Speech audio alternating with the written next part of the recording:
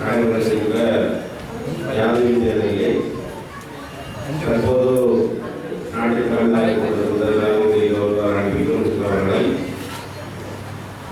நடைபெறுகின்ற ஜனாதிபதி தேர்தலிலே மக்கள் ஆணையை பெற்றுக் கொடுத்து வெற்றி பெறுவதற்காக மட்டக்களப்பு மாநகர மத்தியிலே இது கோலாகலமாக முதலாவது தலைமை காரியாலயம் திறந்து வைக்கப்பட்டது.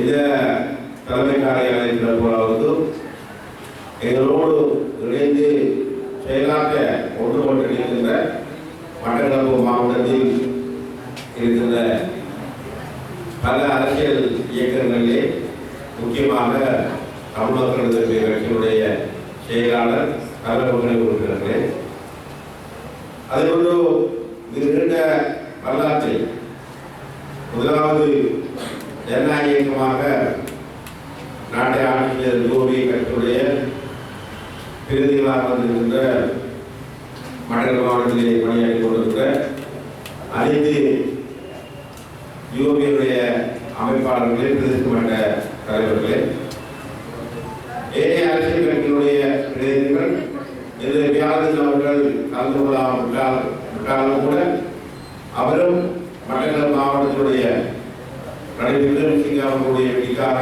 உழைக்கிற மாவட்ட குழுவிலே அவரும் பிரதிநிதித்துவம் பெற்றிருக்கிறார். அந்த அடிப்படையில் மட்டக்களப்பு மாவட்டத்திலே இருக்கிற 450,000 வாக்காளர்களுக்கும் ரணில் விக்ரமசிங்கே அவர்களை வெல்ல வைப்பது எதற்காக, அவர் வென்றால் எதை செய்வார், எதை செய்து காட்டுகிறார், அடுத்த 5 ஆண்டுகளில் நாங்கள் எப்படியெல்லாம் சாதிப்போம் என்கிற வாக்குறுதிகளையும் கவர்ச்சியமான விடயங்களையும் நடைமுறை விடயங்களை எல்லாம் எடுத்து செல்ல இருக்கிற இந்த காரியாலயத்தினுடைய திறப்புகளா அந்த வெற்றியோடு தான் நிறைவு முறை.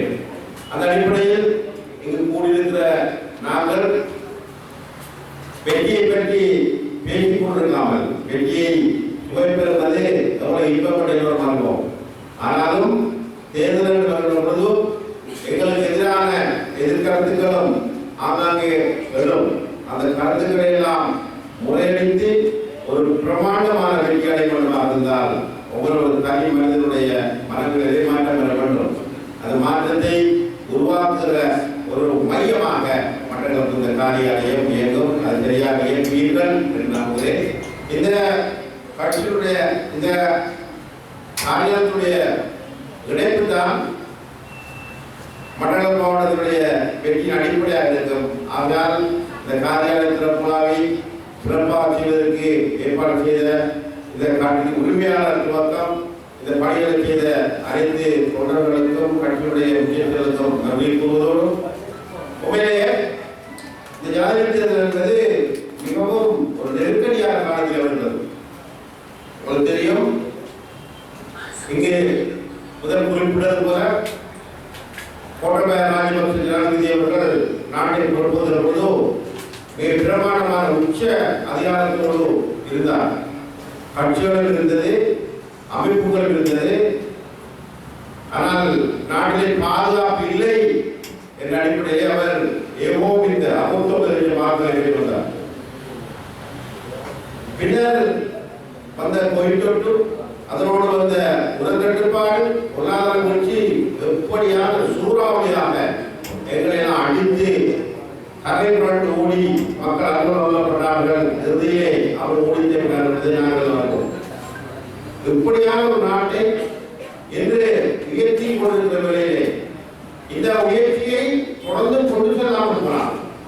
மூன்றும் நாடு விடுத்து கொண்டிருப்பதை நாங்கள் எல்லோரும் அறிவோம், அதை நம்புகிறோம். அந்த அடிப்படையில் இருக்கிற சர்வதேச அரசியல் உங்களுக்கு தெரியும். தெற்காசியாவிலே இப்பொழுதும் நேபாளத்திலே மிகப்பெரிய கடையடைப்புகள், நடத்தார்கள், தீ வைப்புகள் நடைபெற்றுக் கொண்டுள்ளது. மகளது அந்த அடிப்படையில் ஏனைய நாடுகளுக்கும் அந்த நோய் தொற்றுமான அச்சம் கூட ஏற்படுகிறது தெற்காசியாவில். அதோடு மிடில் ஈஸ்டிலே எப்பாவது யுத்தம் ஒன்று இடம்பெற்று விடுவான், அது செல்லேயாம் ஒரு மத்திய கிழக்குக்கான ஒட்டுமொத்த போராக விரிவடையுமா என்ற அச்சம் இருக்கிறது.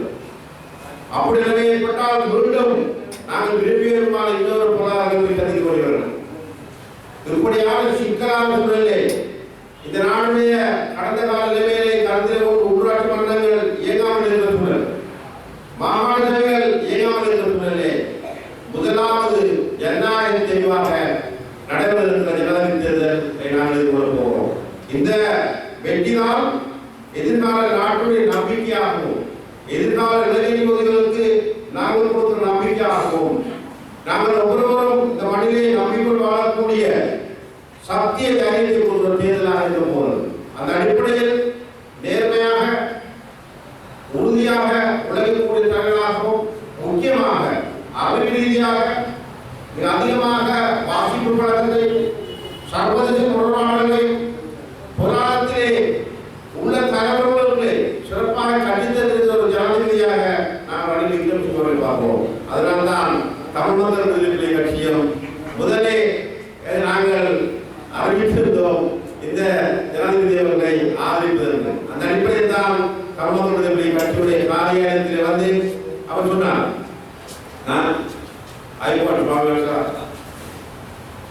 அவர் சொன்னார்,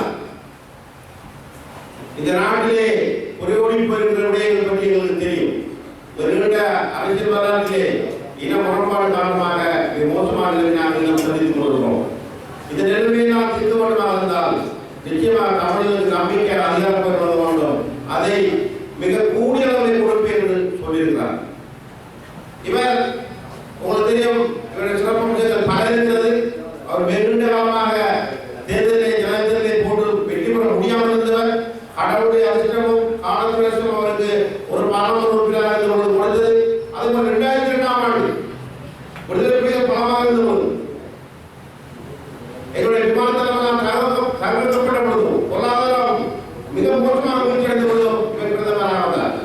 ஜனாதிபதி சந்திரிகா பண்டாரநாயகா ஜனாதிபதியாக இருந்தார். அப்பொழுதும் அவர் விடுதலை புலிகளுடன் பேச்சுவார்த்தை என்று கொண்டு சென்று பொருளாதாரத்தை கட்டியெழுப்பி வந்த பொழுதோ மீண்டும் பிரச்சனைகள் வந்தது. இப்படி பல விதமான பொருளாதார ரீதியான முயற்சிக்கான ஆற்றலையும் அறிவையும் பல சந்தர்ப்பங்களை உருவாக்கி இருக்கிறார்.